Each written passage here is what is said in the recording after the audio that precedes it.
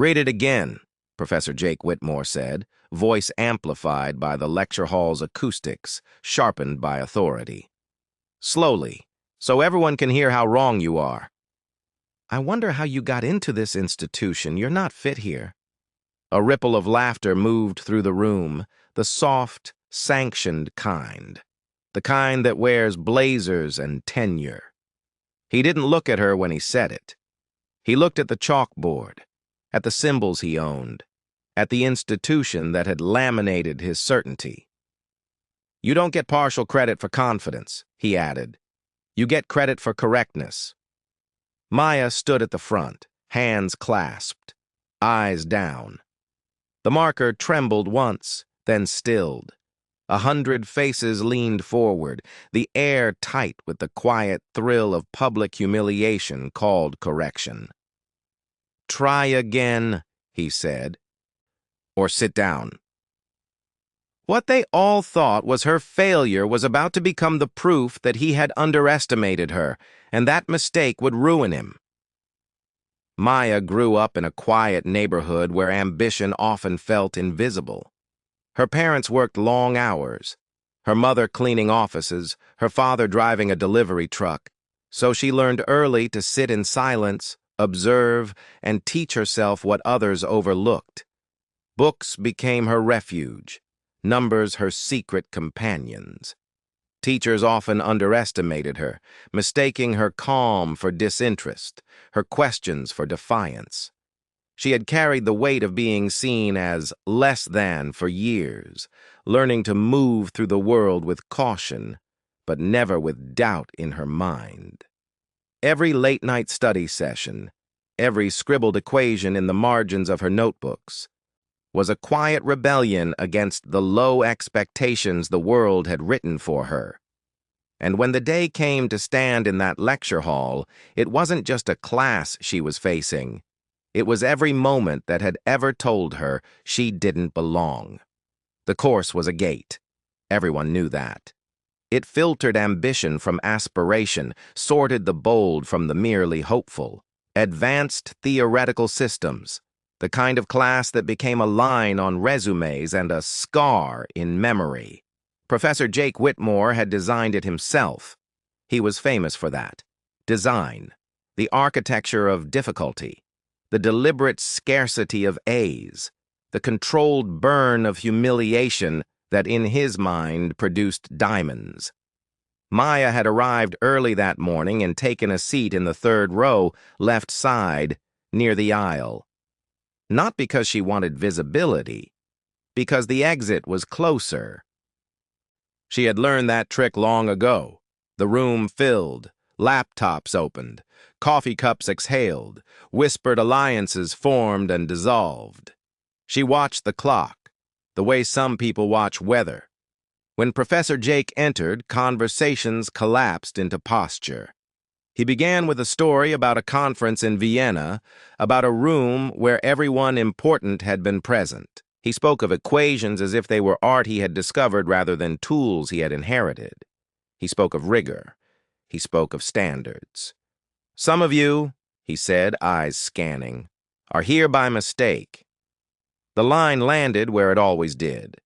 A few smiles, a few flinches. Maya wrote the date at the top of her notebook and underlined it twice. The problem came midway through the lecture. A derivation he claimed had never been solved in real time by a student. He wrote it out with performative care, chalk dust ghosting his cuffs. He turned to the room. "Who wants to try?" Silence. Calculated. He waited. He enjoyed this part, the pause before selection, the sense of inevitability. Then his gaze settled on her. "You," he said, pointing with the chalk. "Come up." The walk felt longer than it was, each step a negotiation. Maya could feel the weight of the room, the soft scrutiny that pretended to be neutral. Maya took the marker. The board loomed like a verdict. "Proceed," Professor Jake Whitmore said. She began, slowly, carefully, not because she didn't know, because she did. Halfway through, Professor Jake interrupted. No, no, that assumption is invalid. Maya paused, reread the line, considered the room. The professor leaned back, arms crossed, a faint smile curving like a parent watching a child touch a hot stove. I believe it holds, Maya said quietly. The laughter came then. A release. He stepped forward. Believe, he said. We don't believe here. We prove. That was when he told her to read it again. Slowly. That was when he told her to sit down. She returned to her seat with the economy of someone used to absorbing impact without spectacle. Her face stayed neutral. Her hands under the desk pressed flat against her thighs until the tremor passed. Around her, the room reassembled itself. Attention drifted back to screens. Professor Jake Whitmore resumed his lecture, chalk tapping out confidence. He corrected Maya's solution with brisk efficiency, narrating his own brilliance. Note, he said, the temptation to overreach.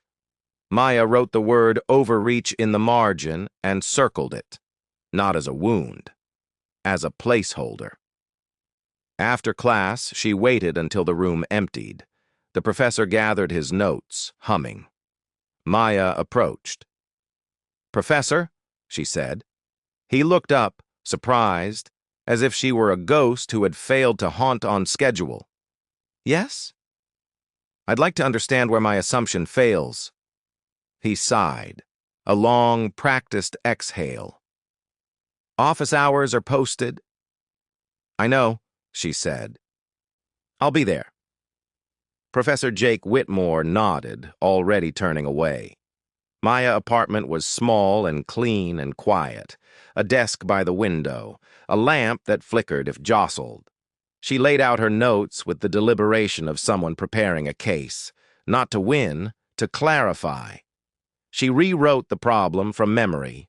Then again. She traced the professor's correction, line by line, not to refute it, but to inhabit it. To see where it breathed, where it relied on precedent, where it assumed consensus. At midnight, she made tea. At 2, she stopped writing. At 4, she slept. Office hours were a study in hierarchy, the door ajar.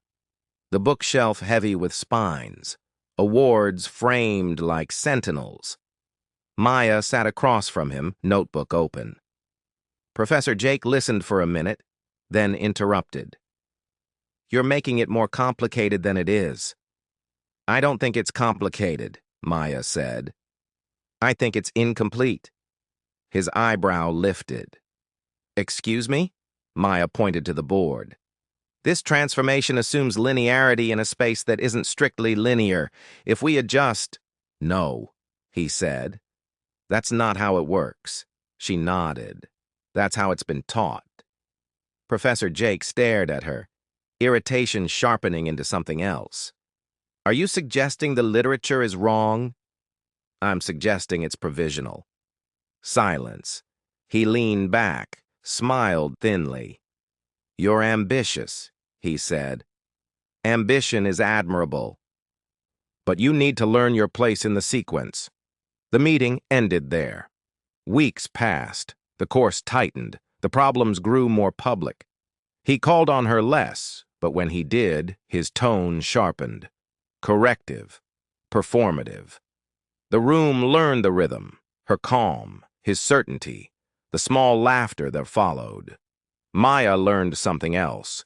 She learned how silence could be a scaffold, how to let him talk, how to let the room watch, how to wait. The midterm came and went. She scored well. Not the best. Never the best. She was fine with that. She wasn't optimizing for approval. The rumor mill turned.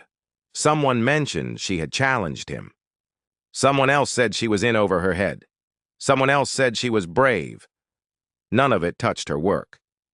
The equation returned near the end of the term, this time embedded in a larger framework. Professor Jake Whitmore announced a special session. Attendance mandatory.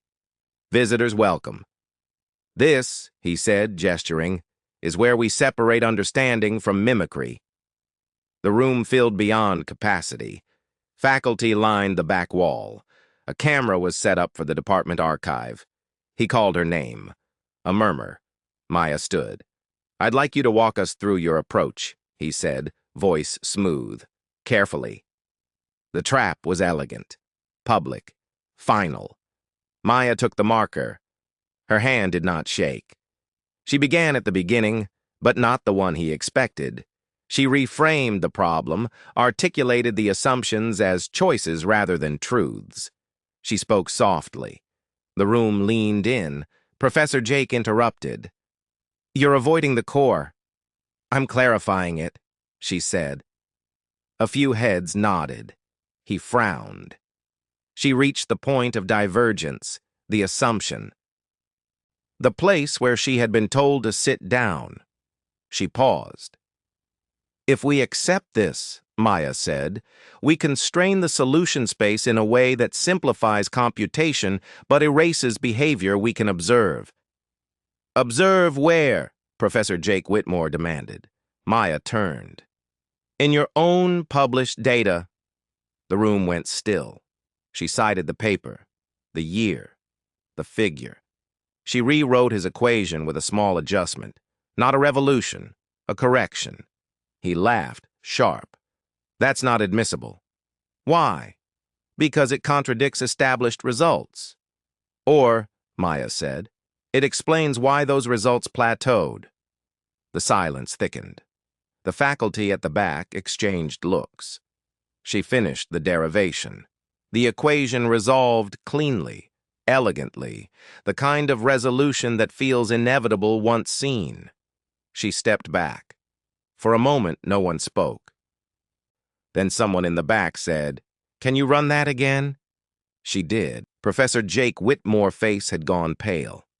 He stepped forward, erasing part of the board with a violence that surprised him. "This is sloppy," he said. "Speculative."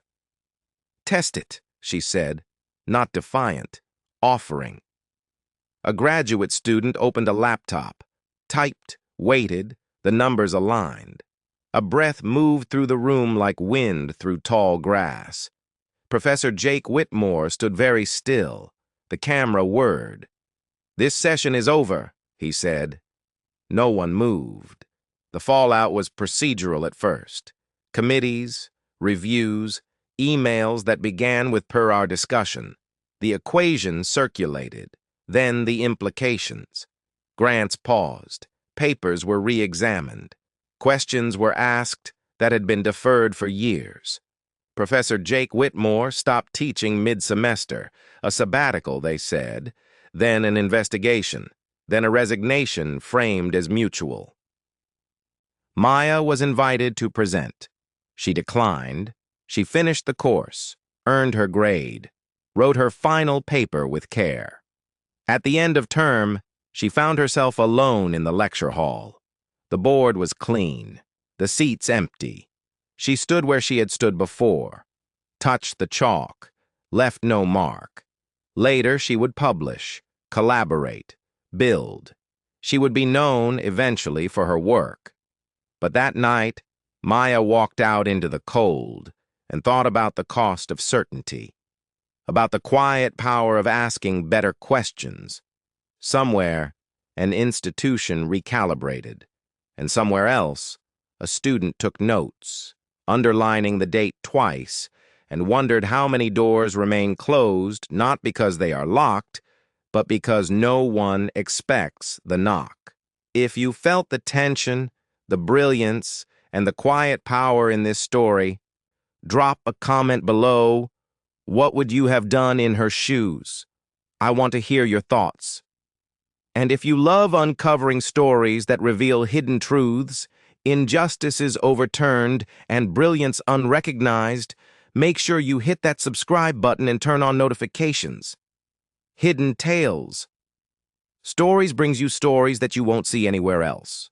Stories that make you think, question, and never forget. Share this with someone who needs to see how quiet strength can change everything. And remember, every story has a twist waiting to be uncovered.